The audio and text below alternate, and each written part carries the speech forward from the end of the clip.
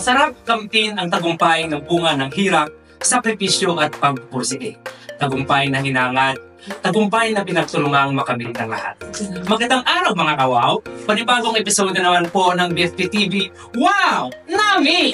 Ako po si FO1 Ferdinand C. Aro. At ako naman po si FO1 Mariela Tignon. Ang inyong likod sa probinsya ng Iloilo. Dito lamang nakaraang buwan, maraming mga parangal ang natanggap ng BFP Iloilo mula sa pagiging overall champion ng BFP Sports Fest hanggang sa hiraning itong Best Provincial Office of the Year. Ibabahagi ng buong kagalakan ng BFP Iloilo Province ang mga tagumpay at bagong kaganapan sa buong probinsya. Halika, simulan natin! Naging bahagi ang BFP Iloilo Province kasama ang ilang personnel in uniform service tulad ng PFP, Philippine Coast Guard, 301st Infantry Brigade, at Philippine Army Regional Maritime Unit sa ginanap na MOA signing nitong 15 ng Agosto sa Casaria, Iloilo City. Ito ay isang kasunduan na pagtutulungan ng mga nasamit na ahensya sa oras ng kalamidad at emergensya. Nagkaroon naman ng blessing at inauguration ang Molo Far Substation kasama ng activation ng emergency medical services at commissioning ng L300 vehicle na ginanap sa Ikag Road, Barangay Taal, Molo, Iloilo City. Ito ay dinaluhan ng ating Regional Director, Far Chief Superintendent Felix Berto F. Abrenica at ilang opisyalis ng Iloilo City Government.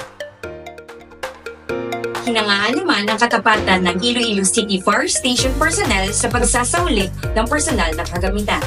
Lakip na ang mga alahas, wallet at password ng biktima ng sunog na naganap noong August 24 sa Mansaya, Lagos, Iloilo City.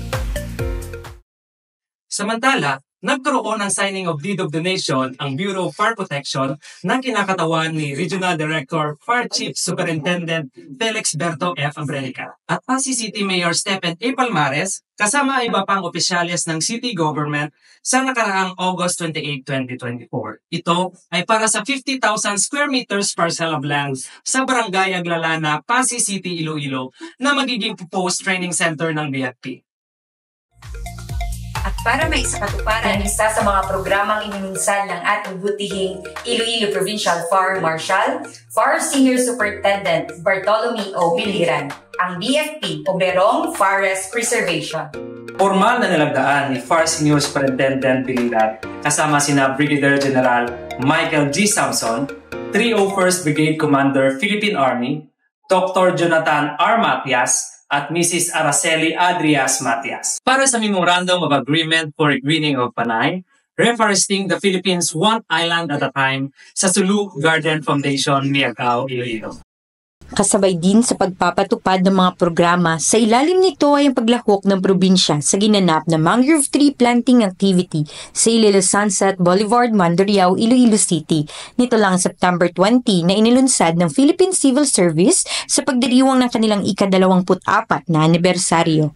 At para naman sa Bureau of Fishery Protection, nagkaroon ng cause-out cleanup activity ang Department of Environment and Natural Resources sa Santo Niño Sur, Arevalo, Iloilo City na dinaluhan ng iba't ibang ahensya kasama ng mga bombero ng BFP Iloilo Province sa pangunguna ni Forest Senior Superintendent Bartolome O. Biliran nito lang September 21.